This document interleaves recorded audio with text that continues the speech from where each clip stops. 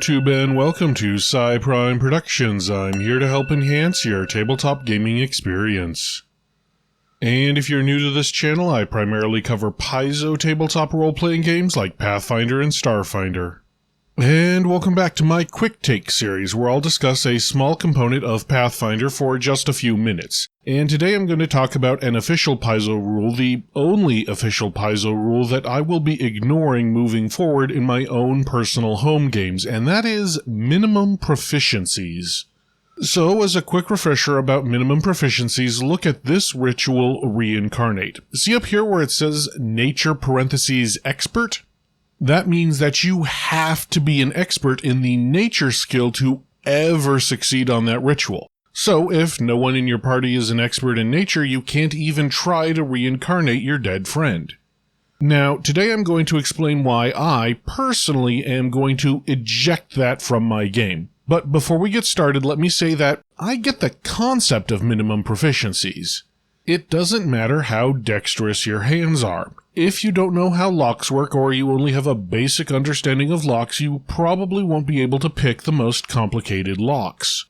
The problem is, in practice, minimum proficiencies tend to bog down games and make them unfun, at least in my own experiences.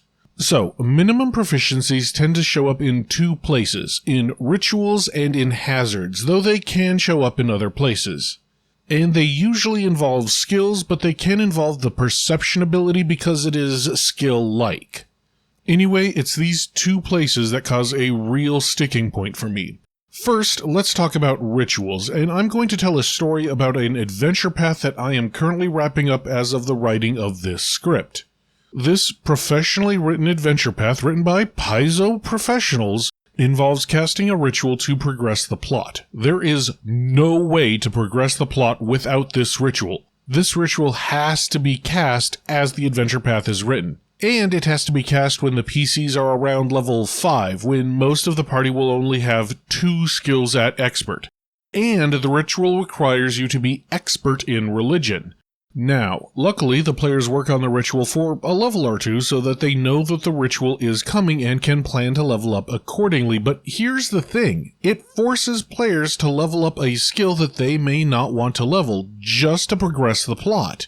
And that's not fun. In my group, none of my players were divine casters nor particularly religious, so one player who didn't want to ended up having to bite the bullet and get expert in religion even though it didn't fit in with their level up plans. And it seemed like a big burden that just really ended up angering the player that ended up having to take high religion because she had other skills that she wanted to increase. But by far the worst issue is hazards. Many hazards like traps and haunts have minimum proficiencies. In fact, if you look at this table here from the GM core, you can see Paizo's recommendation for when to put minimum proficiencies into hazards. Notice how it says high and moderate. The game more or less says that you should have at least one high check in your hazard, either the perception check to detect it or the skill check to disable it. And notice that the high check by level 19 requires legendary. That means that a non-trivial number of level 19 hazards should require legendary proficiency to detect. As far as I can tell, as of the posting of this video, there are only 4 classes that get legendary in perception: Rogue, Ranger, Investigator, and Gunslinger. If your party doesn't have one of those 4 classes, then you cannot detect these hazards, meaning it's the equivalent of the GM just saying rocks fall, everyone takes damage. You are never given a chance to detect these hazards. It is straight up impossible for your party.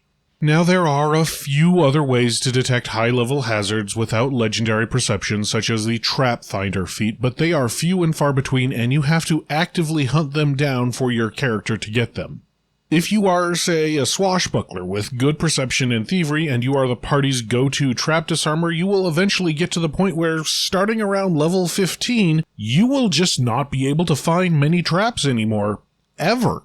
And as for requiring high proficiency in a skill to disarm the trap, I cannot tell you how often the following situation has happened to me personally. Party detects a hazard. However, as for the one skill the party needs to disarm it, someone didn't magically guess what the skill was. We need legendary in nature to disable the primal magic trap. Oops, no one in the party has legendary in nature. We need master religion to dispel the haunt. Sorry, our cleric took master in medicine instead of religion at level 7 because he has the medic archetype. Need expert in thievery to disarm a trap? Sorry, our ruffian rogue leveled up athletics and stealth instead. And so the party is forced to walk into a trap that they know full well is there and trigger it just to continue the plot with absolutely zero chance to disable it. Compounding the problem, there are several classes that basically require players to level up certain skills that rarely help with hazards. Many bard abilities are predicated on them having a good perform skill. If wizards and maguses want to copy spells into their spellbook, they have to keep up with arcana. Alchemists should keep increasing their crafting skill, and there are many, many more examples. These classes are essentially out of the running for ever helping with hazards because their class all but requires them to be good at skills that aren't likely to come up with hazard disabling. Listen, just at the end of the day, I don't think these rules serve player fun. I can see the inspiration behind them, and they can act as a gate-locking mechanism to prevent a group from going to a part of the plot where they shouldn't be yet, but more often than not, it just sucks the fun out of the game. It either forces players to make suboptimal choices that they don't want to make, or it just gives the GM an excuse to say, you take damage from this hazard, no, you don't get a shot at avoiding it. Now listen, this is just what I'm doing in my home games. You are free to decide on doing something different. Maybe you see something I don't. That's possible, but I just don't see a use for this particular rule. Anyway, let me know what you think in the comments below, and while you're down there, make sure you like and subscribe. That tells not only me, but also YouTube that you like this kind of content and would like to see more. And until next time, thank you, good luck, and happy gaming!